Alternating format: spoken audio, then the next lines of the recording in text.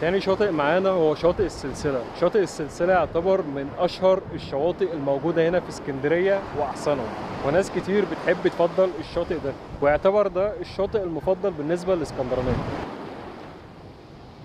سعر التذكرة 15 جنيه.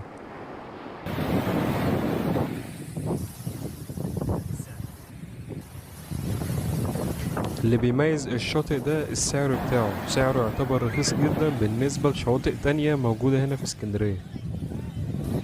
من أفضل الشواطئ اللي ممكن تقضي يوم كامل عليها ومش هتحس بزهق،